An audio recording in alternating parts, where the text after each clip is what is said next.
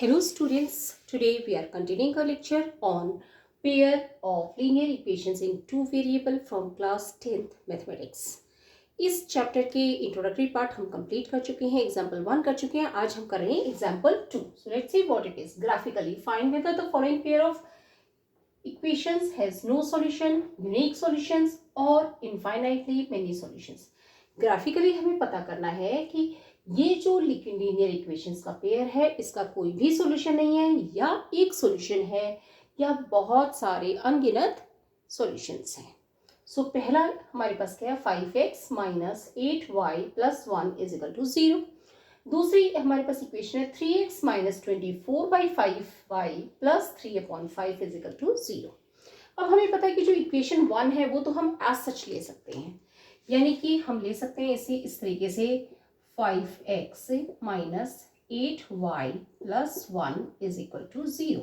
Okay, अब इस condition के अंदर हम क्या है कि x की वैल्यूज पुट करते जाएंगे और y की वैल्यूज निकालते जाएंगे. तो हम क्या करेंगे, सपोज हमने x की वैल्यू पुट की है 3 इस कंडीशन के अंदर. ओके, जब हम x की वैल्यू 3 पुट करेंगे तो हमारी y की वैल्यू क्या आएगी, 5 into 3 minus 8y plus 1 is equal to 0. 5 3 ज़ा 15, 15 minus 8y plus 1 is equal to 0. Okay, अब हम क्या करेंगे कि 8y को इस तरफ ले लेते हैं, तो हमारे पास क्या आ जाएगा, 15 plus 1, 15 plus 1 is equal to minus है यहाँ आएगा तो ये प्लस 8y हो जाएगा. ओके, अब हमने क्या देखा, 15 plus 1 is 16, 16 is equal to 8y, यानी कि 8y इज इक्वल टू 16. तो y की वैल्यू क्या होगी, 16 डिवाइडेड बाई 8, 8 1 ज़ा 8, 8 2 ज़ा 16. तो हमारी y की वैल्यू हो जाएगी 2. ओके, अब हम इसमें एक वैल्यू हमें कम से कम और पता करनी पड़ेगी, तभी हम इसमें ग्राफ को प्लॉट कर पाएंगे. सो let's see what is the next value. अब हमें एक वैल्यू x की और लेनी है. सपोज हमने अब की बार जो x की वैल्यू ली है वो हमने ले ली है 11. ओके, अब इस कंडीशन में क्या होगा, 5 into 11 minus 8y plus 1 is equal to 0. Okay, तो ये क्या होगा, 11 5 ज़ा 55 minus 8y plus 1 is equal to 0. 8y को इस तरफ लाएंगे तो ये माइनस है, तो यहाँ आएगा तो ये प्लस हो जाएगा. तो हमारे पास क्या बच गए, 55 plus 1 is equal to 8y.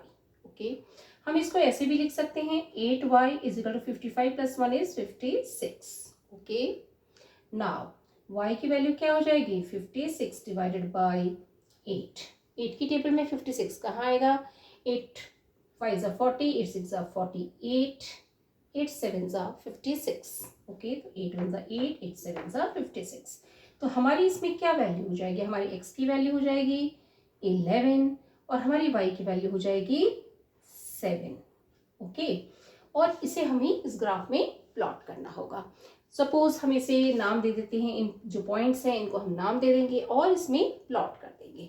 Okay, so let's take the next second equation. Second equation में हमारे पास क्या है, सेकेंड इक्वेशन में हमें पता है कि डिनोमिनेटर में 5 है. इस डिनोमिनेटर के 5 को अवॉइड करने के लिए हम क्या करेंगे, मल्टीप्लाई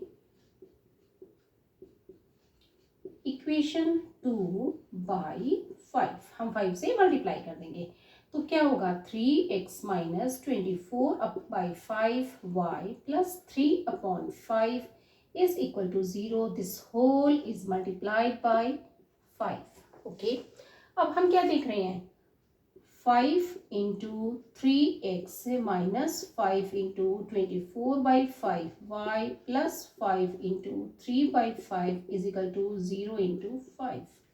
हो गया. अब हम क्या करेंगे, 5 3 ज़ा 15x माइनस 5 और 5 कैंसिल हो गए, 24y प्लस 5 और 5 कैंसिल, 3 इज इक्वल टू 0 को हम 5 से मल्टीप्लाई करेंगे तो हमें 0 मिल जाएगा. ओके, अब इस कंडीशन में हमने देखा कि हमारे पास 15x minus 24y plus 3 is equal to 0 है. ये हमारी एक तरह से इक्वेशन 2 बन गई है. अब हमें इसको सॉल्व करना है. अब हमें देखना है कि हमें कौन कौन से पॉइंट्स लेना इसमें ठीक रहेगा. ओके, सपोज हम x की वैल्यू इसमें क्या लें कि हमारी ये सॉल्व हो जाए. ओके, तो तो हम सबसे पहले क्या ले रहे हैं, सपोज हम लेते हैं इसके अंदर x की वैल्यू लेते हैं 3। ओके, हमने x की वैल्यू 3 ली तो हमारे पास क्या है, 15 को 3 से मल्टीप्लाई किया, -24y + 3 = 0। 15 को 3 से किया तो 45 -24y + 3 = 0। अब हम इसमें क्या देख रहे हैं कि ये -24y इसको इस तरफ ले लेते हैं, तो हमारे पास क्या बच जाएगा, 45 + 3 = 24y। यहाँ का माइनस था, इस तरफ आएगा तो प्लस हो जाएगा। अब हम देख रहे हैं 45 + 3 किसके बराबर होता है, 48 के बराबर होता है, = 24y। अब हमारी y की वैल्यू क्या हो जाएगी, y की वैल्यू हो जाएगी 24y में यहाँ से मल्टीप्लाई हो रहा है, इस तरफ आएगा तो 48/24 हो जाएगा, 48/24, 24 1 = 24, 24 2 = 48। तो हमारी y की वैल्यू आ गई 2। अब सेम वे में हमें एक वैल्यू और निकालनी है। So let's see how we find out. अब हम सेकेंड पॉइंट निकालने के लिए हम सपोज लेते हैं कि हमारी जो x की वैल्यू है वो 11 है। ओके, तो यहाँ पे क्या होगा, 15 11 -24y + 3 = 0। ओके, अब 11 को हमको 5 से फिर 11 को हमें 15 से मल्टीप्लाई करना है। बहुत आसानी से मल्टीप्लाई करेंगे, 1 5 = 5, 1 1 = 1, 1 5 = 5, 1 1 = 1। हम ऐड करेंगे तो हमारे पास आ जाएगा 5 5 + 1 = 6, 1। हमारे पास आ गया 165। तो यहाँ पे क्या वैल्यू आ गई, 165 -24y + 3 = 0। अब हम -24y को इस तरफ ले लेते हैं, तो हमारे पास क्या आएगा, 165 + 3 = 24y। क्योंकि यहाँ पे ये माइनस हो रहा था, इस तरफ लेंगे तो प्लस हो जाएगा। अब हमारे पास क्या आया, बेसिकली 24y, हम इसको इस तरफ लिख देते हैं, दिस = 165 + 3 किसके बराबर हो जाएंगे, 5 और 3 हो गए 8 6 1। ओके, अब y की वैल्यू क्या हो जाएगी, 168 / 24। ओके, अब हम इसको इजीली निकाल सकते हैं, 12 2 = 24, 12 1 = 12, 48, 12 4 = 48, 2 1 = 2, 2 7 = 14। तो हमारी y की वैल्यू क्या आ गई, 7 आ गई। हमने x की वैल्यू हमने 11 ली थी, y की वैल्यू हमारी आ गई है 7। ओके, अब हमें क्या है, इन्हें प्लॉट करना है इस ग्राफ पेपर पे। सबसे पहले इक्वेशन 1 को हम प्लॉट करने की कोशिश करते हैं, क्योंकि इसको मैंने रेड से लिया है तो मैं इसमें रेड से इसको प्लॉट करने की कोशिश करूंगी। ओके, और उसको मैंने ग्रीन से लिया है तो उसे मैं ग्रीन से प्लॉट करूंगी। सो लेट्स टेक, x की वैल्यू 3 है, y की वैल्यू 2 है। x की वैल्यू 3 कहाँ होगी, 1 2 3, y की वैल्यू 2 है पॉजिटिव में, तो 1 2, ये पॉइंट आ जाएगा समवेयर हियर। ओके, थोड़ा सा बड़ा बना देते हैं। नाउ हमारी सेकेंड जो x की वैल्यू है वो है 11, y की वैल्यू है 7। ओके, तो हम देख रहे हैं हमारी x की जो वैल्यू है वो 11 है और y की वैल्यू हम यहाँ पे 7 के कॉरस्पॉन्डिंग लेंगे, यानी कि समवेयर हियर। ओके, ये वैल्यू हमारी आ गई इसके कॉरस्पॉन्डिंग, 7 के कॉरस्पॉन्डिंग। ओके, नाउ अब हम जो सेकेंड वैल्यू ले रहे हैं ये तो हमारी वन इक्वेशन हो गई, इसे हम मार्क कर सकते हैं। Okay, so let's mark it, और इन पॉइंट्स को भी मैं नाम दे देती हूँ। ये पॉइंट्स हैं A and B। Okay, let's connect them. ये दोनों पॉइंट्स को मैंने प्लॉट किया, A एंड B, और इसके जो है कोऑर्डिनेट्स क्या है, 3 एंड 2, और इसकी कोऑर्डिनेट है 11 एंड 7। ओके, 11 एंड 7 ये हमने प्लॉट कर दिए A और B, और इनको कनेक्ट कर दिया एक लाइन से। नाउ हम सेकेंड इक्वेशन ले रहे हैं, x और y 3 और 2 है। ओके, अब इसे जो रिप्रेजेंट करने का जो तरीका है वो हमें थोड़ा सा डिफरेंट करना पड़ेगा। ये 3 और 2 है, यानी कि ये भी सेम यही पॉइंट है। ओके, और सेकेंड इसका पॉइंट है 11 और 7, x की वैल्यू 11 है, y की वैल्यू 7 है। x की वैल्यू 11, y की वैल्यू 7, अगेन यही पॉइंट हो गया। तो यानी कि जो हमारी अगली लाइन बनेगी वो भी इसी लाइन के ऊपर बनेगी। सो लेट्स सी, अब हमने ये दोनों पॉइंट्स सेकेंड इक्वेशन के प्लॉट कर दिए, 3 2 एंड 11 7, और इनको दोनों को कनेक्ट कर दिया। तो हम क्या देख रहे हैं कि जो पहले वाली लाइन थी हमारी ए बी, ये जो नई लाइन है इसको हम पी क्यू का नाम दे सकते हैं। ये जो पी क्यू लाइन है ये दोनों एक दूसरे को कोरस्पॉन्ड कर रहे हैं, यानी कि एक दूसरे को पूरी तरह से ओवरलैप कर रही हैं, और ऐसी जो लाइंस होती हैं उनका इनफाइनाइट मेनी सॉल्यूशंस होती हैं, यानी कि बहुत सारे सॉल्यूशंस हैं इसके।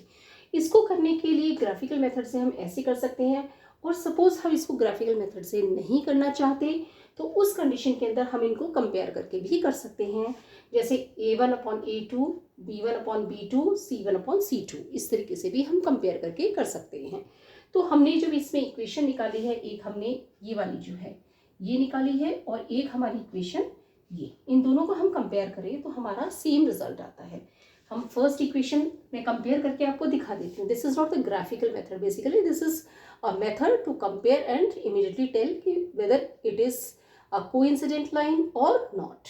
Okay, so let's see equation 1। Equation 1 के अंदर जो है हम यहाँ ले लेते हैं। इक्वेशन 1 के अंदर हमारे पास है 5x minus 8y plus 1 is equal to 0। Equation 2 को जब हमने 5 से मल्टीप्लाई किया तो हमारे पास आई है 15x minus 24y plus 3 is equal to 0। अब ये हम कंपेयर करते हैं, तो कैसे कंपेयर करेंगे? A1/A2, B1/B2, C1/C2। A1/A2 क्या है? 5/15। B1/B2 क्या है? -8 माइनस 24। C1/C2 क्या है? 1/3। ये क्या आ जाएगा? 5 1 ज़ा 5, 5 3 ज़ा 15, 8 1 ज़ा 8, 8 3 ज़ा 24, माइनस माइनस कैंसिल हो जाएंगे। ओके, यहाँ पे 1/3 हमने क्या देखा? 1/3 is equal to 1/3 is equal to 1/3, यानी कि A1/A2 is equal to B1/B2 is equal to C1/C2। और ऐसी कंडीशन के अंदर इनफाइनाइट मेनी सॉल्यूशंस होते हैं, इनफाइनाइट मेनी सॉल्यूशंस। और ये जो पेयर ऑफ लीनियर इक्वेशंस होती हैं ये कंसिस्टेंट होती हैं, और साथ के साथ ये कोइंसिडेंट होती हैं, या हम इसे डिपेंडेबल भी कहते हैं। ओके, सो इसमें इनफाइनाइट मेनी सॉल्यूशंस होंगे। I hope I try to make the things clear. ये आपके रफ एस्टिमेट के लिए है, आप चाहें तो ये इस तरीके से ना करके, सिर्फ क्योंकि हमें क्वेश्चन में ग्राफिकली पूछा गया है तो हम इसको ग्राफिकली ही मेंशन कर देंगे, और इसको हमें मेंशन करने की ज़रूरत नहीं है। ये हमारी खुद की अंडरस्टैंडिंग के लिए मैंने आपको समझाने के लिए इसको इंक्लूड किया है। ओके, अदरवाइज इसकी हमें आंसर के लिए ज़रूरत नहीं है, हम ग्राफिकली इसको एक्सप्लेन कर सकते हैं। I hope I try to make the things clear. फिर भी कोई चीज़ नहीं समझ रहे कमेंट बॉक्स लेके पूछ सकते हैं। वीडियो पसंद तो लाइक करें, चैनल को सब्सक्राइब करके फ्रेंड्स के साथ शेयर करें। Thank you. Will be continuing in the next class.